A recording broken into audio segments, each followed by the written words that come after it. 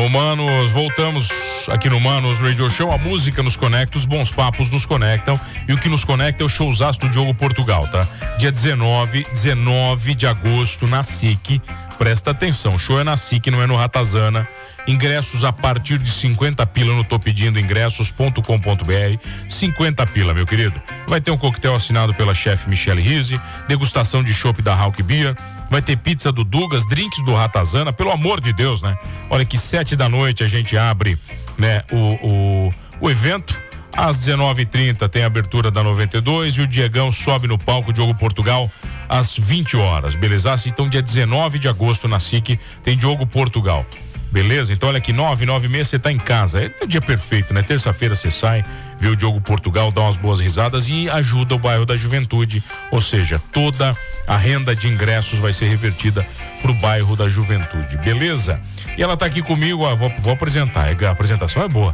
É planejadora financeira CFP, eu vou falar em português, depois você fala em inglês, né? É especialista em investimentos, é palestrante, tem uma grande história na Unicred. Vivian Alcar, acertei, Vivi? Prazer em receber, tudo bem? Como é que você tá? Muito prazer, mano, obrigada pelo convite, boa tarde a todos, é realmente um prazer enorme estar aqui com vocês para falar sobre um tema tão importante e que eu tanto gosto. Olha só, a Helena César tá te mandando um abraço, tá dizendo que te admira demais, tá mandando um beijão pra você, esposa do Ricardo. Maravilhosa, um beijo, amiga. Olha só, me diz uma coisa, Vivi, você falou pra mim que você tinha dados que iam me assustar, dados sobre a vida financeira do brasileiro. Você vai querer dizer que o brasileiro não é organizado?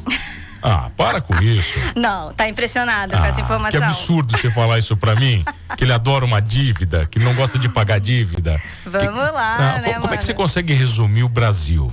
A vida financeira do brasileiro? Olha, nós temos, mano, infelizmente, um grave problema cultural quando o assunto é finanças, né? Educação financeira. Hoje, no Brasil, a gente não tem a educação financeira internalizada nas escolas, nas próprias universidades, e também não é comum as famílias falarem abertamente sobre finanças. Ainda é um assunto velado, que não deveria ser. E hoje, quando a gente olha para a realidade financeira dos brasileiros, a gente vive numa sociedade onde o estímulo ao consumo ele é muito grande, né?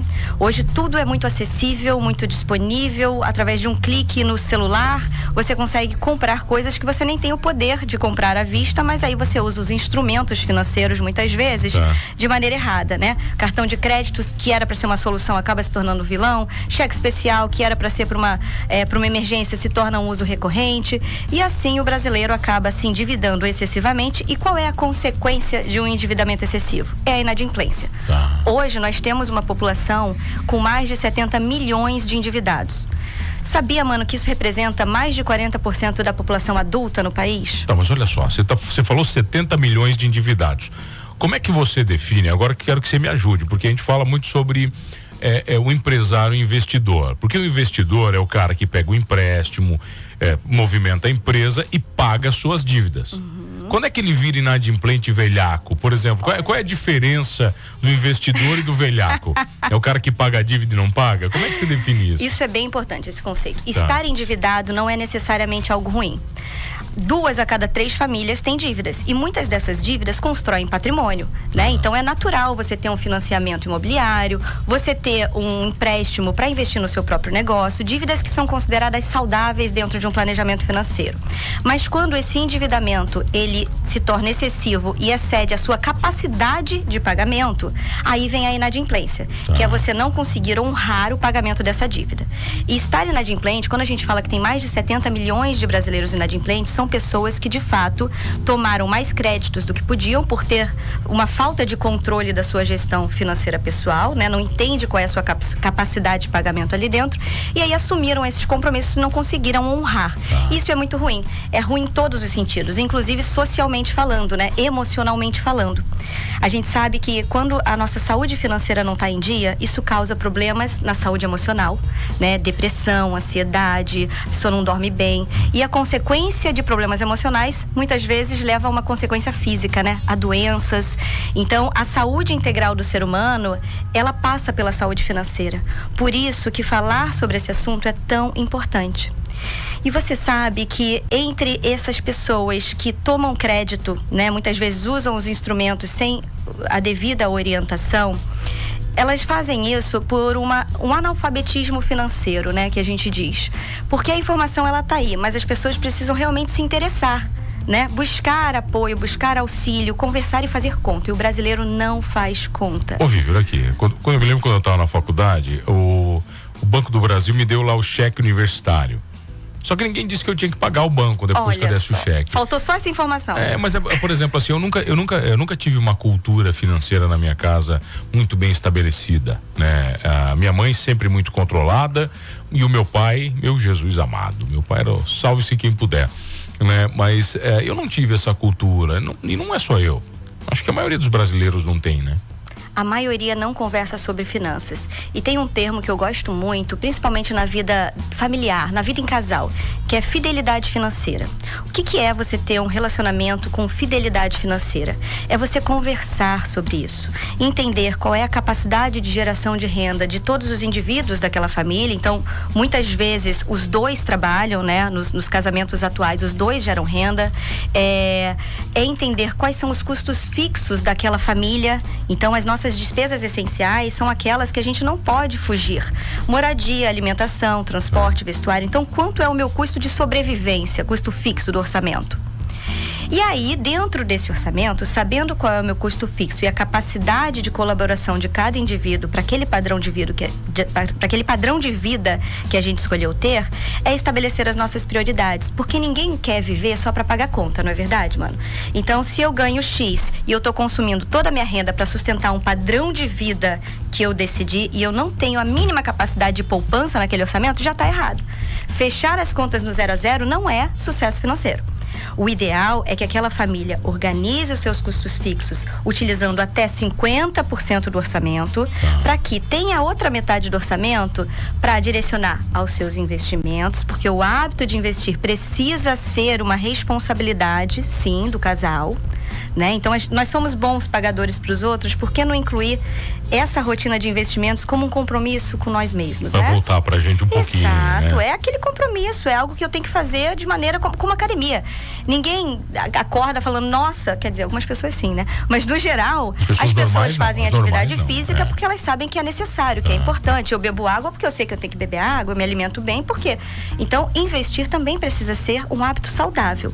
E aí, quando eu dedico parte desse meu orçamento obrigatoriamente para investir, sobra uma terceira parcela, que é a parcela do bem-estar financeiro, para eu custear aquele estilo de vida que eu escolhi. Então, para os meus prazeres, e que eu possa fazer isso com a consciência tranquila, tendo feito o dever de casa. Se a família não conversa abertamente sobre isso, parece que eles não compartilham dos mesmos projetos, dos mesmos sonhos. Então, somos seres individuais, independentes, e sim, ninguém está falando aqui de um relacionamento que obriga a exposição ou submissão, não é sobre isso, mas é sobre compartilhar projetos de uma vida juntos. Tá, mas olha só, você trabalhou muito tempo, né, com banco, e você viu, eu tenho certeza que você viu casais que escondiam o que cada um ganhava do outro parceiro. Exatamente. Como é que pra mim isso é inconcebível, sabia, num casamento, não, sabe, você já vive a primeira mentira com a pessoa, teoricamente, que você mais tem que confiar na vida. Exatamente. E a gente tem que desconstruir aquela ideia de que falar de dinheiro é um tabu, né? A gente tem que falar de dinheiro como um meio que me permite alcançar os nossos projetos em comum. E é super frequente que um dos cônjuges tenha uma renda muito superior ao outro. Isso não é pecado, né? Então, isso também é uma conversa importante. Vivian, eu recebo muito essa pergunta, mas como é que a gente tem que fazer? A gente tem que ter conta conjunta? A gente tem que dividir 50-50? Aí vai depender do contexto familiar, e essa é uma decisão que só o casal pode tomar juntos. Por vezes, o cônjuge que ganha mais, ele pode sim contribuir percentualmente mais para aquele orçamento doméstico, mas sem deixar o outro naquela posição de submissão. De desconforto. Por isso a conversa é o grande solucionador, né? E quando a gente fala de investir, nós temos sim projetos de vida em comum. Isso não nos invalida como seres independentes. Então, a mulher, isso é muito comum no contexto feminino, né? A mulher, ela também tem que ter os seus projetos, os seus sonhos, o seu planejamento.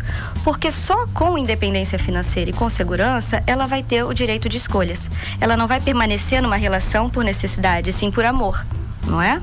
Olha aqui, me diz uma coisa, eu sou de uma época que cheque e cartão era coisa de rico. E eu lembro a primeira vez que um tio meu recebeu um cartão de crédito. Eu nunca me esqueço, eu estava na sala dele e aquilo foi meu Deus, foi o auge. Significava que ele estava bem financeiramente, que o banco confiava nele, sabe assim. Hoje, cheque e cartão é coisa de pobre. E não estou falando isso pejorativamente, estou falando porque isso gera endividamento, né? E o que o banco mais quer é gente endividada. Como é que você consegue falar para essa população e educar essa população nesse sentido? Nossa, quando a gente fala que o problema ele é cultural, de fato é, tá? Tanto na oferta das soluções financeiras que hoje... Nossa. É igual você, né, comprar batata na feira, você quer um cartão, vão ter várias opções para você, gratuitas, que você desbloqueia e começa a consumir. O gratuitas, hein? O gratuitas. Gratuitas, entre Exato, aspas, né? Bem entre aspas, né? Mas aí, quando a gente observa o cenário econômico brasileiro, isso é mais um fator que nos traz um alerta muito grande para o cuidado no uso desses instrumentos de crédito. A gente vive no Brasil, e o Brasil é um dos países que tem uma das mais altas taxas de juros do mundo, tá? Tanto taxa de juros nominal quanto taxa de juros real, que é aquela descontada da inflação. A taxa de juros alta hoje, em 15%, para quem investe, para quem está desse lado da moeda, é um fator que potencializa a sua capacidade de acumulação de patrimônio. Então, se você tiver aquela disciplina de investir todos os meses com uma boa taxa de juros e com o tempo, isso é um fator que vai agregar na sua acumulação. Porém, do outro lado, que é o lado do crédito, a dívida, ela também se multiplica rapidamente. O custo da dívida, ele sobe muito. Mas, Vivian, por que a gente tem uma taxa de juros tão alta? E aí, mais uma vez, trazendo aqui o contexto econômico. O Brasil, ele tem uma inflação alta, sempre teve, né? A inflação está acima da meta. E a taxa de juros é o principal instrumento que o governo tem para acelerar ou desacelerar o consumo. Então, quando ele sobe a taxa de juros, ele freia o crescimento do consumo e, naturalmente, diminui a inflação. Mas, para a população endividada, encarece o custo da dívida. Então a gente tem que ter muito cuidado, tá? Usar cartão de crédito, usar cheque especial, tomar um empréstimo pode ser sim um instrumento que vai me ajudar no meu planejamento financeiro, mas se eu não fizer conta, se eu não conhecer a minha capacidade de pagamento, eu não posso dar esse passo. Agora, sabe que você está falando isso? Aí vem de encontro à minha formação. Eu sou publicitário e pro publicitário o que move o mundo é o consumo. A nossa cabeça é moldada na comunicação de que o mundo, ele se movimenta pelo consumo, por adquirir, por consumir. Então, tudo que você vai falando, eu tenho que colocar numa balança para eu ir pesando aqui com os meus alunos do publicitário, né? Não tem nada a ver, mano, pai de família, que é outro papo. Daí o pai de família, né? Ele faz conta. O publicitário não, o publicitário quer que consuma. A minha cabeça, ela pensa muito assim. E é curioso, porque o consumo consciente, ele é muito positivo para todos os lados. O consumo consciente faz a economia girar, é bom para o empresário, é bom para quem contrata, para quem investe, é bom para toda a sociedade. Mas o negativo é o consumo descontrolado, excessivo, onde você não faz uma reflexão sobre a sua real necessidade daquilo, e aí é muito movido muitas vezes por um status, né? Por outras questões sociais que te fazem comprar uma vida que você não pode ter. Eu sempre digo que não existe quem ganhe pouco, existe a pessoa que não vive a própria vida, que ela quer, com o orçamento dela, viver a vida de uma pessoa que ela está acompanhando no Instagram, que se permite muito mais que ela, e você não sabe a saúde financeira daquela pessoa. Muitas vezes ela está circulando num carro importado, mas é um carro com financiamento longo, que ela não está conseguindo honrar, inclusive. Ela usa itens de marcas, ela dedica o orçamento dela de uma maneira irregular, pautado em valores que não são os valores reais, porque ela não parou para pensar sobre isso, ou porque ela não teve uma educação, uma conscientização. Ô Vivi, mas olha só, eu vou te chamar de Vivi, agora já deu 13 minutos, já te chamo de Vivi. Tem pessoas que não têm vergonha de dever. Para algumas pessoas a dívida, tem um amigo meu que ele falou assim, mano, ó, o dia que você aprender a dever R$1 ou R$1.000.000 vai ser a mesma coisa. Eu falei, cara, R$1 para mim é muito dever, sabe? Então é diferente. E ele falava assim, mano, mas aí você só consegue evoluir se você tiver dívida, que é na visão dele. E é uma visão correta dentro de um planejamento financeiro. E aí eu trago um pouco aqui pro meu contexto. Eu trabalho há 15 anos com planejamento financeiro, já passei por grande banco, já passei pelo sistema cooperativo, já atendi todo tipo, né, o perfil de pessoas diferentes e classes sociais diferentes. A dívida, como eu falei, ela não é necessariamente algo ruim. Então você dever, desde que você esteja pagando, consiga pagar e consiga dormir com aquilo, não tem problema nenhum. Vivian, Já financiei imóvel, né? Já utilizei crédito muitas vezes para potencializar um projeto, um sonho que dificilmente eu pagaria à vista. E graças a Deus eu usei esse instrumento. É para isso que ele serve. Agora, quando a pessoa entende, internaliza que ter dívidas é natural para ela e que ela pode ter o quanto de dívida ela quiser sem fazer o cálculo. Aí é o perigo. Aí é o perigo. E a inadimplência, ela é realmente muito ruim para nossa sociedade.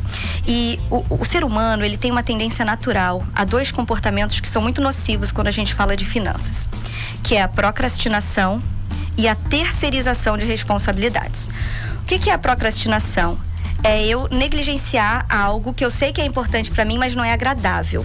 E isso tem muito a ver com o conceito de dinheirofobia. Você já ouviu falar sobre isso, mano? Não.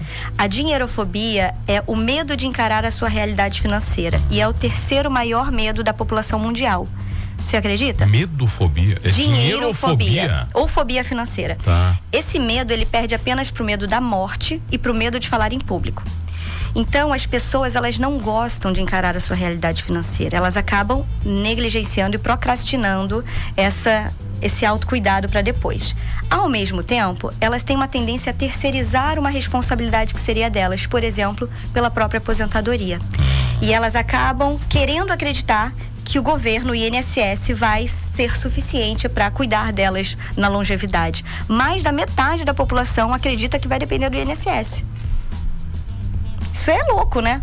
Se a gente parar para pensar na realidade do sistema previdenciário do Brasil, onde as famílias estão tendo menos filhos e estamos vivendo muito mais, é um sistema que não se sustenta, né? Quando chegar a nossa vez de se aposentar... Pois é, né? Talvez nem exista mais, no direito. Tanto se fala, né, da reforma. Então, a informação tá aí. Mas as pessoas, elas não querem realmente tomar as rédeas da própria vida. E a gente precisa fazer algo por nós mesmos, né? E nunca é tarde para você zerar as contas, sabe, Viviane? Dizer o seguinte, ó, beleza, ok, tô endividado, a minha vida meio que acabou, mas eu preciso dar uma zerada, né? Eu já quebrei uma vez. Então, quem quebra uma vez sabe que dá para recuperar. Dói, é difícil, né? Mas tem gente que quebra muito alto, né? Eu não quebrei tão alto assim.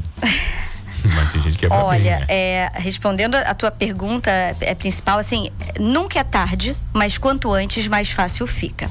E é da nossa responsabilidade que já todas as pessoas que já viveram experiências dolorosas, né? Você comentou aqui que você já quebrou uma vez, isso ensina muito, né? A dor, ela ensina muito mais do que o amor, sabemos. Sempre, né? Mas nós, adultos, temos uma grande responsabilidade quando a gente recebe algum aprendizado, alguma informação, em ser também um agente multiplicador daquilo.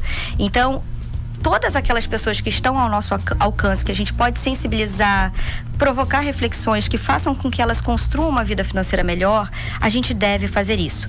E hoje, quando a gente fala de acumulação de patrimônio para a independência financeira, eu quero explicar aqui que esse conceito de independência financeira seria a aposentadoria. Eu só não gosto da palavra aposentadoria porque ela remete àquela coisa de ir pro aposento, a pessoa, né, quase que uma inválida, e não é sobre isso. Hoje em dia, você atingir a sua independência financeira, que ela vai ser alcançada de acordo com o seu esforço, para que você possa alcançar com 45, 50, 60 anos, vai depender do seu planejamento.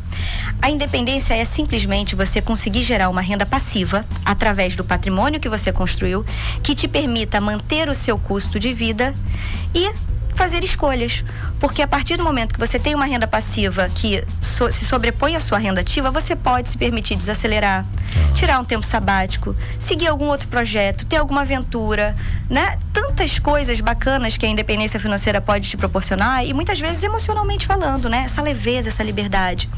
Então, para você atingir a independência financeira, esse patrimônio, ele vai ser construído ao longo da vida. Quando eu começo com 20 anos de idade, mano, é muito fácil. Muito fácil. Basta que eu guarde 8%, só 8% do que eu ganho num investimento. E aqui a gente está considerando um investimento bastante conservador, com rendimento muito menor do que a taxa de juros hoje permite, para que eu chegue ali nos meus 60 anos com um patrimônio que gere uma renda passiva, mantendo o meu padrão. Tá, mas você vai voltar aqui. Olha só, agora você está obrigada a voltar aqui. Essa aula não vai acabar aqui, não. Falei pra você que meia hora não dava. Era só pra gente se conhecer. Você vai voltar aqui numa entrevista de 1 hora comigo e nós vamos separar os temas. E aí a gente vai começar devagarzinho ensinar as pessoas. Aceita esse desafio ou não? Com certeza, para mim é um prazer falar sobre isso. Acho que é a minha maior responsabilidade, na verdade, nessa vida. Bom demais. Instagram pessoal qual é? Pessoal te seguir. Vivi Alcar, tá? O meu sobrenome é Alcar com U. E no meu LinkedIn, que é a minha rede profissional também, quem tiver interesse em conteúdos mais focados, Viviane Alcar. Só procurar lá. Só procurar. Vivi, prazer em receber. Foi um prazer também. Bom Obrigada. Demais. Baita papo. Obrigado, Vivi. Obrigado a você que está comigo todas as tardes aqui no Manos Radio Show. Não esqueça de uma coisa. O único lugar que você pode investir sem medo é aqui na 92, tá? Aqui você pode investir, a Vivi indica. Aqui não precisa nem fazer conta. Somos todos humanos.